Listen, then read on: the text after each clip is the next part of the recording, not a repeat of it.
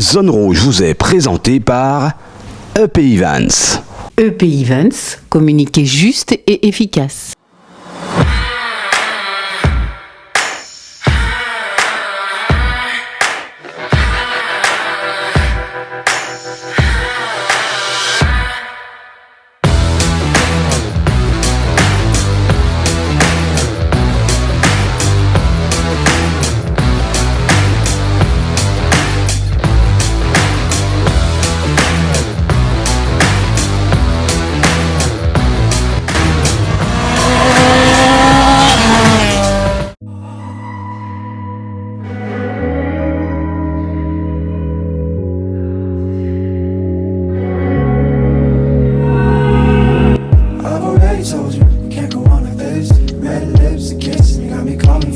Salut à tous, merci de nous rejoindre, merci de votre fidélité.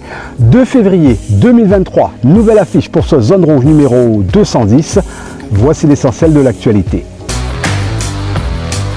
26 ans et un guidon entre les mains, Bruno Colonneau est l'un des plus anciens du super motard, superstar de la discipline. Quelle est sa recette pour rester en forme? Qu'est-ce qui a fait son succès? Quel est son palmarès? Quel est aujourd'hui concrètement son objectif en compétition? Comment voit-il l'arrivée de la jeune concurrence? Pendant combien de temps encore va-t-il endosser son bolide griffé du numéro 211? Bruno Colonneau, comme vous ne l'avez jamais vu et entendu, c'est en exclusivité devant la caméra de Zone Rouge. Zone Rouge, toujours une actualité d'avance, une pure montée d'adrénaline. Zone Rouge, c'est ici et nulle part ailleurs. Zone Rouge, c'est parti.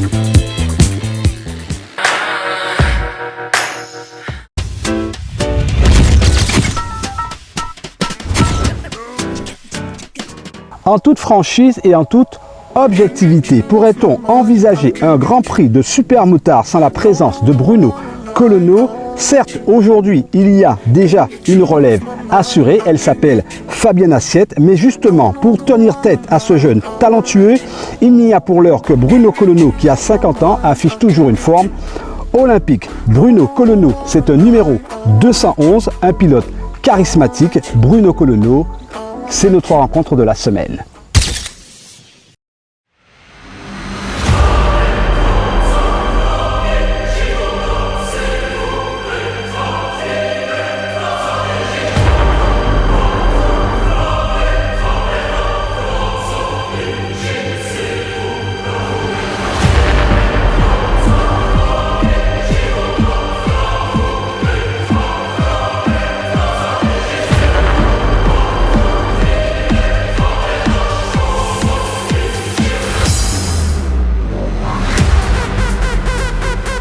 Bruno Colonneau, bonjour. Bonjour à toi Eric. Bruno, comment ça va en ce début d'année? Oh, parfaitement bien. Parfaitement bien. Une année qui commence très très bien. Vu qu'au niveau des activités professionnelles, de mon activité professionnelle, j'ai repris depuis début décembre. Donc on dit que le travail c'est la santé, mais je pense que c'est vrai. Alors on a encore le temps de souhaiter les meilleurs vœux. Quels sont les vœux que tu adresses aux Guadeloupéens? Je dirais plus de fraternité. C'est la fraternité. Et ça va englober pas mal de choses. Et surtout qu'on reste toujours fort, je dirais fort, mais on est déjà un peu très résilient. Mais il faut rester fort et continuer à se battre, ne jamais lâcher. Ne jamais lâcher. En tout cas, tous mes vœux à tous ces fans, tous ces supporters, la famille, les partenaires. Justement, c'est pour ça qu'on est là, pour ce sport que j'apprécie énormément et que j'affectionne particulièrement. Donc, tous mes voeux à vous, à tous vos publics et à toi aussi, Eric. Merci Bruno. Alors, on va présenter surtout le Bruno, superstar du super motard. Oui, je pèse mes mots. Bruno, 26 ans d'activité au super motard. Qu'est-ce qui te motive encore à monter sur la moto? Waouh! Je ne sais même plus si c'est de la motivation, si c'est la passion, mais je pense que la passion va l'emporter sur la motivation. Et je me dis, j'ai encore la santé, j'ai encore les capacités de pouvoir rouler encore à moto et de serait-ce que participer au super motard. Je pense que ça défie tout et ça me motive. Et surtout que je vois qu'il y a beaucoup de jeunes et de moins jeunes qui ont peur ils ne savent pas comment passer le pas. Alors là, je suis là pour eux, eux. Et je pense avoir et être de conseils bénéfiques pour tous ceux qui veulent faire du supermotard. Justement, Bruno, pour toi qui continue, c'est important pour toi justement de transmettre ta passion? Ah oui, sinon ce sport il va mourir. Donc, tu as dit 26 ans, ça fait 26 ans que je fais de la compétition, mais ça fait 20 ans de supermotard réellement. Ok, 23 ans.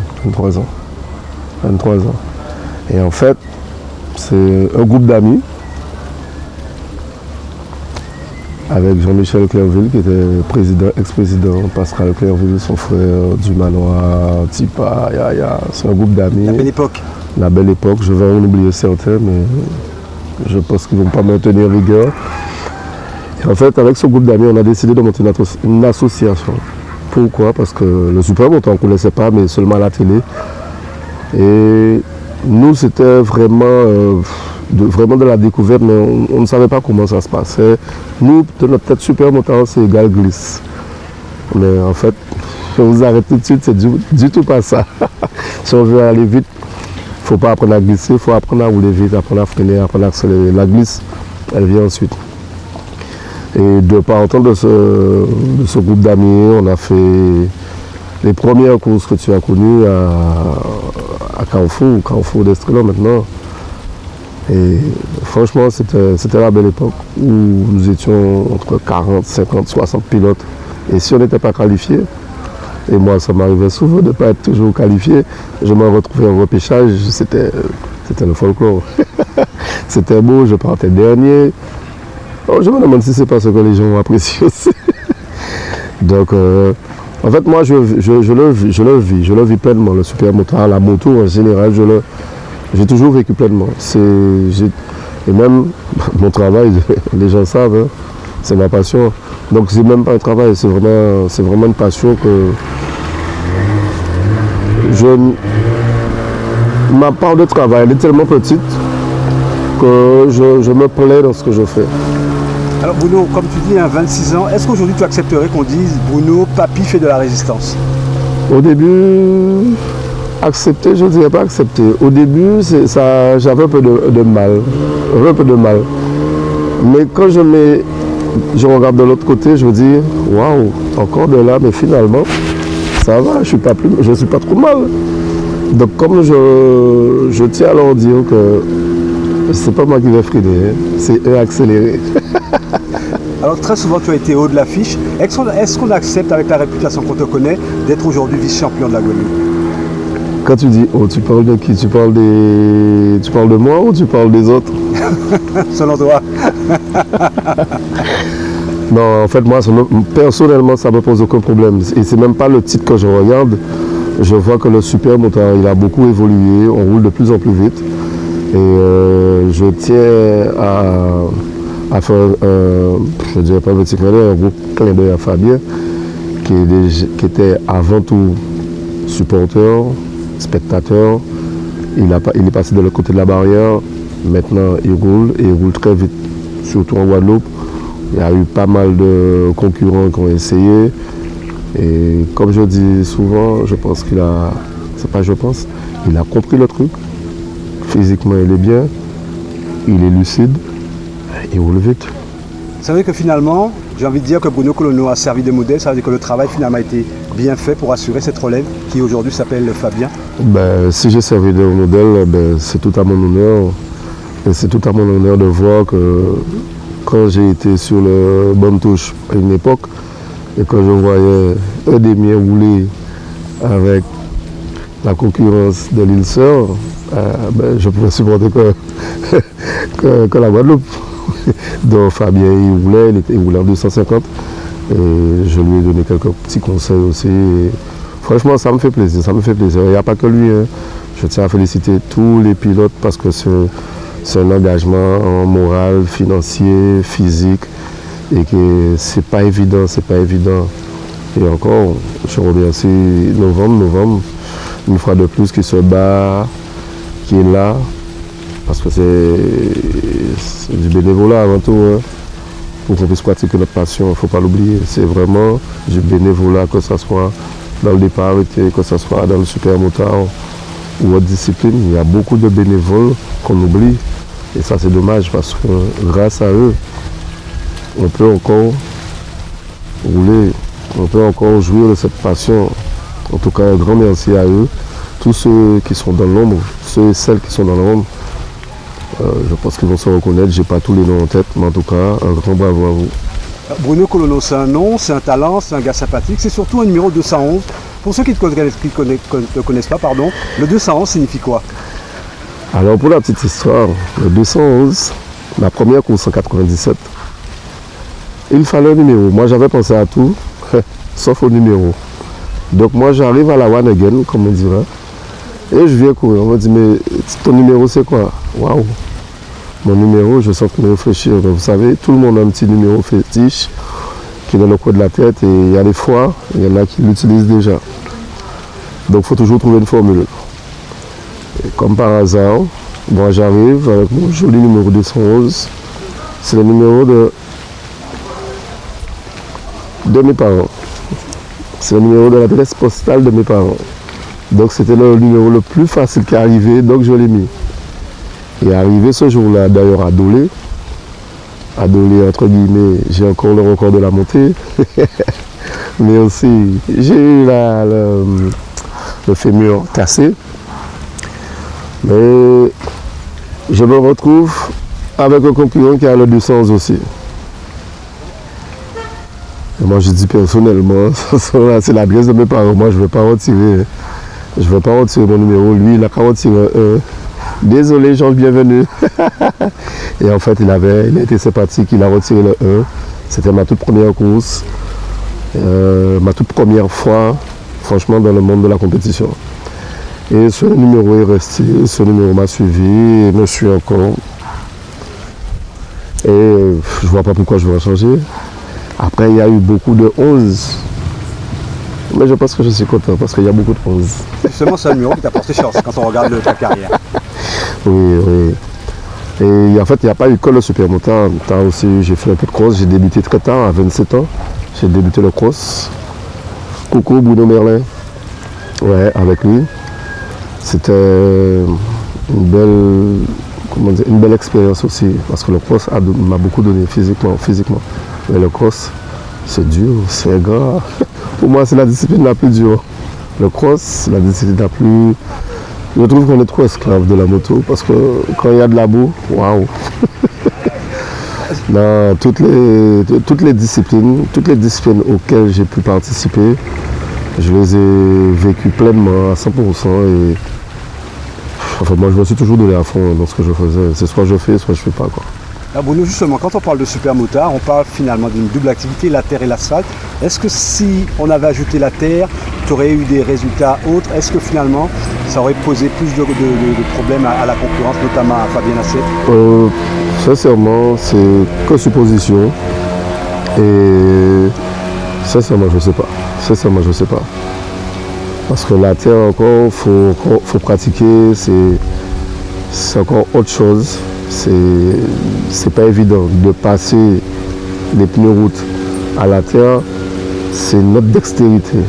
C'est pas évident. C'est comme il y en a qui vont très vite sur le sec, arriver sous la pluie, ça passe pas. Ça passe pas. Des fois c'est un blocage de la tête, des fois ça passe pas. C'est pas évident. Donc aujourd'hui la terre, peut-être que ça aurait fait la différence, peut-être que ça n'aurait pas fait la différence, mais le résultat il est là. Aujourd'hui, il est quand même très rapide. Il a couru en France aussi. J'ai eu cette expérience aussi en 2006 de courir en France. Et franchement, la terre, c'est dur. Hein. C'est dur avec les pneus. Mais ça aurait fait encore de belles bagarres. On a eu l'occasion de le faire à Jarry. On a eu l'occasion de le faire. J'ai roulé très vite sur terre. Mais aujourd'hui, j'ai roulé. Et comment je roule maintenant sur la terre, je ne sais pas ce que ça va donner. Il y a un gap comme ça. Ça veut dire qu'il faudrait que je me remette encore au travail. Et je dirais quand même à mon âge, on a plus envie de se faire plaisir que de souffrir. Justement Bruno, j'ai envie de dire qu'il y a deux Bruno Colono. Il y a le Bruno compétiteur, ça on ne va pas le cacher. Il y a aussi le Bruno Colono showman. C'est important quand on fait du supermotard, il y a un public qui attend ça. Oui, en fait ma vie c'est le partage, c'est la fête, c'est surtout ça avant tout. Et je ne suis pas issu d'une grande famille. Oui, de nom, oui, à ma galante. Mais j'ai une sœur. Donc, vous savez, arrivé à un certain âge, on voit les amis, j'ai grandi dans un lotissement, on avait la possibilité de faire pas mal d'activités, football, la course à pied. Donc c'était toujours une compétition, c'était toujours le côté partage, mais il fallait toujours être en compétition avec les autres. Mais tu sais déjà comment ça se passe. Et quand on est jeune, on veut toujours prouver ou se prouver, prouver aux autres qu'on est meilleur que pour telle ou telle discipline, telle ou telle activité. Et du coup, c'est resté. Mais moi, je suis très, très, très souvent dans le partage. Tu peux le voir. Au super motard, ils veulent tous se mettre à côté de moi. Moi, j'ai pas de problème. Ils veulent tous se mettre avec moi à côté de mon stand. Ils savent que ça soit le conseil au niveau de la mécanique, au niveau de la technique, même au niveau pour se rassurer eux-mêmes, je pense que c'est le plus important. Parce que quand tu fais de la course, tu es à 100%. Avant l'événement, tu es à 100%. Tu arrives sur la ligne de départ, tu as déjà perdu 50% de tes moyens, tu as le cœur qui commence à taper, tu as toutes sortes d'envies. Et finalement, tu te dis, par un beau soleil comme celui-ci, pourquoi je ne suis pas à la plage? Et pourtant, tu y es, mais le jour J, tu te dis, waouh, qu'est-ce que je fais là? Je vais peut-être autre part. Mais une fois que le départ est lancé, tu passes plus à ça. Hein. L'important, c'est d'arriver au moins à 80% le jour de la course. Parce que de toutes les façons, on perd, psychologiquement, on perd ses moyens. Quelqu'un qui arrive à 100%, il n'y en a pas beaucoup. Parce qu'on a toujours la crainte de l'autre, la crainte du départ, la crainte de la chute, la crainte d'un problème technique. Il y a pas mal d'aléas. C'est pour ça que, quel que soit le sport, il n'y a pas de hasard. Le travail, il paye. Point barre. Donc si je veux rouler plus vite, il faut que je travaille encore plus, tout simplement. Et ça, c'est dans la vie aussi quotidienne. Le travail paye. Ça n'arrive pas comme ça. Bruno, à t'écouter, tu es parti encore pour 10 ans de compétition. Waouh! Quand je vois Alex des Deux Roues, je fais un petit salut, Alex. Je vois, il a 63 ans. Waouh! Pourquoi pas? Tant que je peux, je ferai. J'ai failli raccrocher un cours d'année. Et en fait, les gens m'ont dit, non, faut pas faire ça, faut courir. Donc surtout lui et sa femme Sylvie, ils m'ont motivé, ils m'ont dit, non, je viens te chercher. Je dis, mais non, j'ai un problème avec le camion. Non, t'inquiète. Donc finalement, ils m'ont motivé, j'ai continué la saison et là, je vais continuer encore, tant que je peux. Bruno, j'ai déjà entendu dans le public, ouais, si Bruno pas là, ne pas venir voir course. Qu'est-ce que ça te fait, ça? Alors, ça me fait chaud au cœur, parce que je dis quand même qu'il y a beaucoup de gens qui m'apprécient et qui supportent, je ne sais pas qu'est-ce que je leur transmets, je ne sais pas. Mais franchement, le premier, ça fait chaud au cœur, ça fait toujours plaisir d'entendre ça. Mais de notre côté, quand on regarde les pieds sous terre, on met les sentiments de côté, on se dit non, il ne faut pas parce qu'il y a d'autres personnes, il n'y a pas que moi.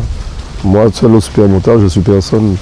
Il faut qu'il y ait surtout, pour qu'il y ait cette fête. Pour qu'il y ait fête, il faut qu'il y ait sécurité, il faut qu'il y ait la musique, il faut qu'il y ait le DJ, il faut qu'il y ait du monde, il faut qu'il y ait tout. Ça, c'est un tout. Et il faut ça pour cette fête. Pour moi, c'est une fête, le super motard. Bruno, comme tu dis, c'est une fête. Alors, quel message on adresserait à des jeunes qui n'osent pas encore franchir le pas, qui voudraient faire du super motard? Venez voir carrément Bruno Colonneau. Ah, ça me pose aucun problème. Hein. Là, en ce moment, il y en a quelques-uns, ils sont 3, dont un que tu connais qui fait du kart. Ok. Vous verrez bientôt, il passe du kart au super motard. Et vous serez surpris de voir comment il roule. Et ils sont contents d'écouter les conseils. Je ne suis pas plus fort que l'autre. Mais au moins ce que je sais, le si peu que j'ai, je vais leur donner. Et après, ils vont transformer. Aujourd'hui, quand ils sont vierges au niveau du super motard, c'est plus facile de les faire rouler vite. Quand ils ont déjà fait un peu de super motard, c'est déjà plus compliqué. Pourquoi? Parce qu'ils veulent garder leur, je ne dirais pas leurs vieilles habitudes, Mais ça reste, on dira les automatismes, c'est dur de s'en débarrasser. Pourtant, c'est pas compliqué et en même temps, c'est difficile à mettre en pratique. Aujourd'hui, rouler vite, en ligne droite, c'est facile pour tout le monde. Mais apprendre à freiner, c'est une chose. Apprendre à tourner, c'est une chose. Apprendre à regarder, c'est encore autre chose. Et de pouvoir mettre tout ça ensemble, en harmonie, c'est pas si évident que ça. Bruno, à te regarder, tu es quelqu'un de très posé et une fois le casque sur la tête, tu te transformes littéralement. Comment on passe justement de cette phase 1 à cette phase 2? Des fois, je me demande, et il y a certains, bon, ça me touche un peu quand ils me disent, mais Bruno, quand tu tombes, tu vas plus vite. Je me dis, mais ils sont malades. On n'a pas envie de tomber, on n'a pas envie de se blesser. Et paradoxalement, c'est vrai que chaque fois, je suis parti dernier, chaque fois que je suis tombé, chaque fois, je sais pas, j'avais encore plus l'envie, la rage de vaincre, on dira, l'envie de gagner. Alors, de pouvoir transcender, c'est pas tout le monde qui arrive à faire. Je ne sais pas comment ça arrive, je ne sais pas comment ça se passe. Ça vient, c'est naturel, je dirais, c'est naturel. Bruno Colono, c'est comme le bon vin? Ah oui, moi je le dirais. Un bon vieux Bordeaux. Oui, non, franchement, les années passent et je vois que je roule encore très vite sur l'asphalte. Même moi, je m'étonne. Et le petit Fabien, là, il me fatigue. Tu me fatigues, Fabien, à rouler vite. Des fois, je suis lassé pendant une semaine. Ça, c'est le message que j'avais pour lui. Non, mais en fait, c'est que du bon parce qu'aujourd'hui, quand j'entends certains qui me disent, oh Bruno, un jour je vais essayer de rouler plus vite que toi. J'ai dit, c'est pas moi qui roule devant. C'est déjà, faut se mettre des objectifs qui sont vraiment hauts. Mais désolé, Fabien, tu seras à la tête à abattre. Ah ben oui, c'est comme ça. Mais c'est bien parce qu'il arrive à encore rester très longtemps en premier. Il est sur un métronome, je le félicite. Et comme je dis, il n'y a pas que lui.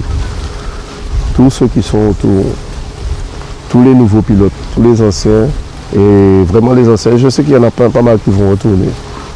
Donc je tiens à les encourager. Et je suis là pour les conseils techniques ou autres. Franchement, je suis là. Et je pense que j'ai donné envie, malgré mon âge. Il y en a qui se reconnaîtront. Et Fabrice Chopard, je dis ça, je dis rien. Bruno, je te laisse le mot de la fin. Ben, le mot de la fin, ça serait... En ce moment, je vois qu'il y a tellement d'accidents. Je ne sais pas à quoi c'est dû. Franchement, on a beau faire de certaines sensibilisations. Franchement, il y a des fois, ça me désole. Quand je vois tout ce qui se passe, ça me désole. Je ne suis pas meilleur que l'autre. Hein. Sous la moto, je suis un petit démon. Hein. Mais de s'amuser sur la route, je l'ai appris à mes dépens, parce que je suis un peu cassé de partout. Non, je ne suis pas l'exemple, mais je ne reste pas insensible à tous ces accidents, tous ces décès. Et prenez soin de vous. Si vous vous aimez, prenez soin de vous. Voilà, je dirais, prenez soin de vous. Moi, personnellement, je m'aime, donc je prends soin de moi. Merci Bruno. Merci à toi, Eric. À très bientôt pour le nouveau championnat. Ah ben oui, on attend. Merci beaucoup. Allez, bye.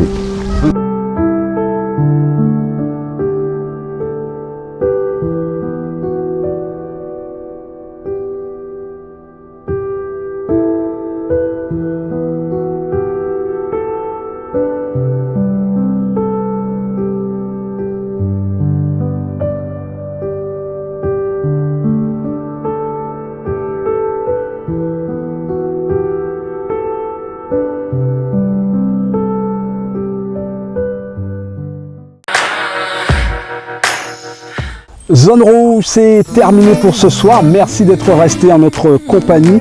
Jeudi prochain, nous irons à la rencontre de deux mamans, deux pilotes de motocross. Prenez soin de vous, prudence sur les routes. À la semaine prochaine. Nous, en attendant, on coupe les moteurs. Oh yeah, oh yeah, oh yeah. Zone Rouge vous a été présenté par EP Events. EP Events, communiquer juste et efficace.